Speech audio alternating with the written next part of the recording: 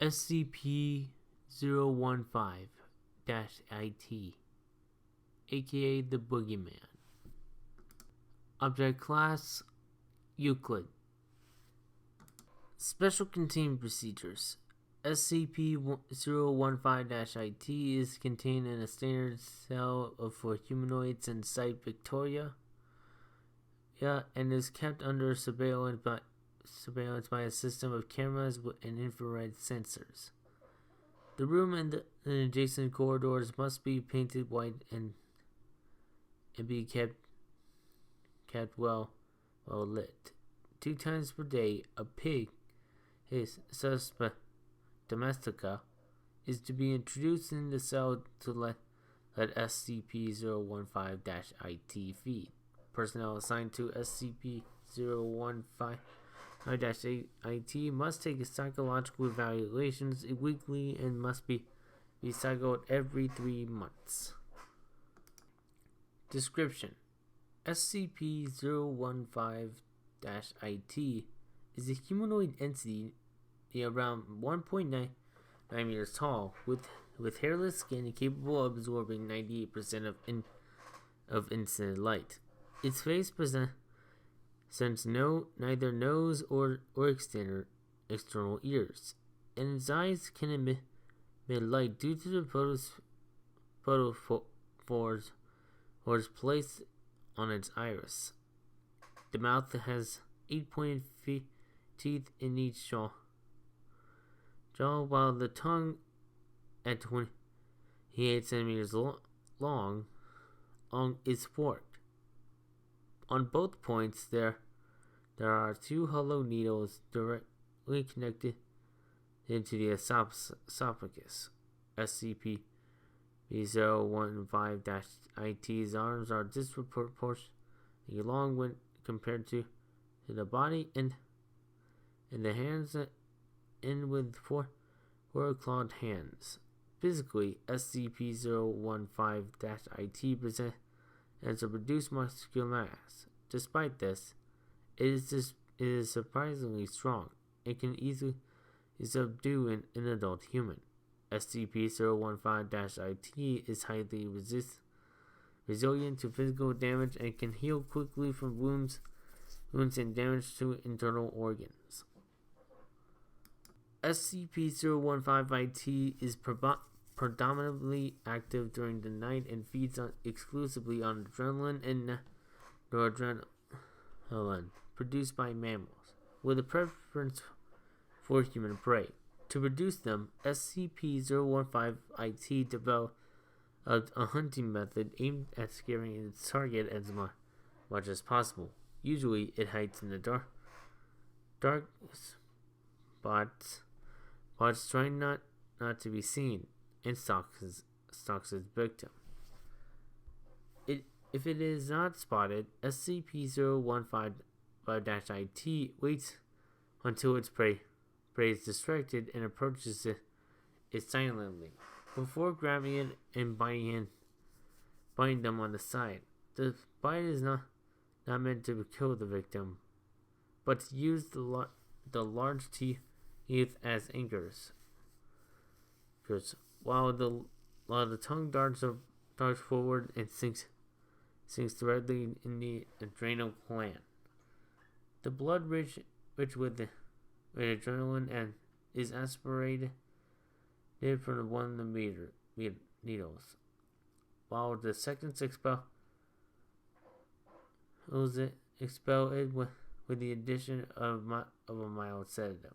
This allows SCP-015-IT to keep the prey immobile without wasting too much energy and to leave undisturbed after its meal. Prolonged observation of SCP-015-IT causes psychic deterioration to exposed subjects with auditive and visual hallucinations, panic attacks, and, in most sensitive individuals, damage to the cardiovascular system.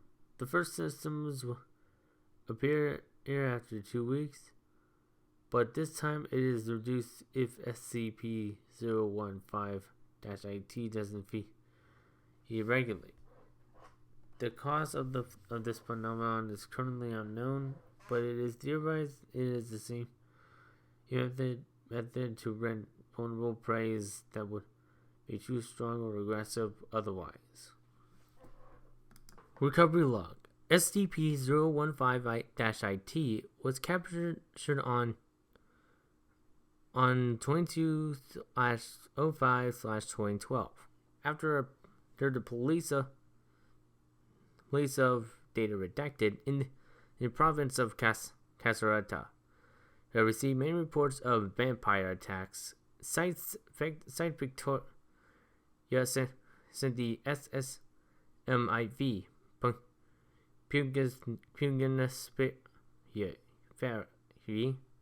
to deal with the menace. Due to its unsuspected agility and its coloring, which allowed it to hide in dark areas, SCP-015-IT managed to avoid capture until it was shot with a transmitter that allowed the Foundation to trace its position. When it was surrounded, the SCP-015-IT reacted with unforeseen violence and was able to kill 8 redacted soldiers and wound redacted before being subdued. Addendum SCP-015-IT-A. During his time undercover in the place SCP-015-IT was found, the agent redacted came in contact with a member of the Brotherhood of St. George Knights. In an encounter between the two agents, it was revealed that the Brotherhood had captured SCP-1015-IT, but it escaped roughly 2 months before being contained by the Foundation. After receiving this information, the director of Site Victoria requested and obtained the CCESG's documents regarding SCP-015-IT. The most relevant passages are shown below. Demonic type, Shadow Demon. Threat level low. Physical description, unknown. Known powers, Dia-212, who is a highly unstable in our world. It feeds on the fear of its victims by drinking their blood, despite not requiring it to survive. This allows it to keep itself in a physical shape and adapt to the limits imposed by mortal reality. It possesses notable physical strength and intelligence comparable to that of a human being. The creature uses these characteristics to hunt and escape its enemies. Another important property is its resistance to blessed weapons, which only meant to inflict minor damage compared to their full potential. Note from Father Irardi, 14/04/2011. I am increasingly fascinated by the creature we have captured, despite its mere sight being pungent and beyond every limit. I'm starting to believe that its soul is gentle. I notice that its screams are similar to a pained cry, and they subside when I speak to it with a comforting tone. I think that it was originally a human soul before the enemy transformed it into the monster it is now.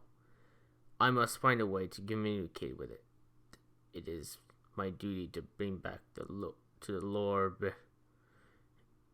Lord every lost soul. Note from Father Ilardi, D24/06/2011. I can affirm with certainty that Dia-212 is not completely evil. It showed great curiosity towards everything that was showed to it, and it does not harbor hatred or fear for holy objects. Initially, it was distrustful and always drew back whenever I approached it. but not only it ever attacked me, it also grew fond of me and my disciples. However, it pains me to admit that it remains fearful towards all those who wear the uniform of our holy order, perhaps because of the wounds it sustained during capture. I shall recommend to everyone to wear different clothing and to do not make it nervous, and to try a gentler approach with the creature. Letter for Condor redacted, dated 18/03/2012. Most illustrious eminence, I am sorry to inform you about a serious accident that occurred during the night between the 15th and 16th of this month. At around 9 p.m., a handful of soldiers belonging to the terrorist group known as the Fascist Council of the Occult attacked our structure, causing the death of 12 confreres. As during the confusion, D-212, who the demon we contained, ran away, frightened by the chaos created by the assault. I therefore humbly request your eminence for funds to rebuild our structure and for men and to recapture the fleeing creature. I await your reply, confident of your intention. Father Domenico Alardi.